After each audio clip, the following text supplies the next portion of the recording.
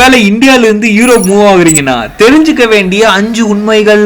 முதல் விஷயம் என்னன்னு பாத்தீங்கன்னா சம்பளம். அவனுக்கு என்னப்பா, அவன் கை நிறைய சம்பாதிக்கிறான், நீயும் போ சம்பாதிக்கலாம்னு சொல்லுவாங்க. யூரோப்ல கை நிறைய சம்பளம் வாங்கினாலும் வடிவேல் சொல்ற மாதிரி டாக்ஸ் அண்ட் லிவிங் எக்ஸ்பென்சஸ்ல போயிரும். சரி, வருஷம் வருஷம் சேலரி ஹைக்காச்சும் இருக்குமான்னு கேட்டீங்கன்னா 2% தான். அதுவும் நெட் இல்ல, கிராஸ். நிறைய பேர் இன்ஸ்டால நான் 30-40 கண்ட்ரி போயிருக்கேன் யூரோப்ல இருக்கும்போது அப்படின்னு சொல்லுவாங்க. அது உண்மையா இருந்தாலும் அவ்வளவு பெரிய விஷயமே இது கிடையாது. யூரோப்ன்ற கான்டினென்ட் இந்தியா மாதிரி ஒரு கண்ட்ரி தான். எப்படி நம்ம ஊர் பக்கத்துல கேரளா, கர்நாடகா, ஆந்திரா இருக்கோ அந்த மாதிரி டிஸ்டன்ஸ்ல தான் நிறைய நாடு இங்க இருக்கும். மூணாவது விஷயம் என்னன்னு பாத்தீங்கன்னா ஹெல்த். வெளிநாட்டுல சிக்காகிறது தான் கொடுமையான விஷயம்.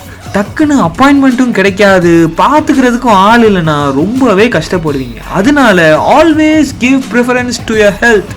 நாலாவது என்னன்னு பாத்தீங்கன்னா ஃப்ரெண்ட்ஸ். இந்த ஊர்ல ஃப்ரெண்ட்ஸ் சர்க்கிள் அமைறதுலாம் ஒரு லக்கு தான். நீங்க உங்களை எவ்வளவு சோஷியலைஸ் பண்ணிக்கிறீங்களோ அவ்வளவு நல்லது.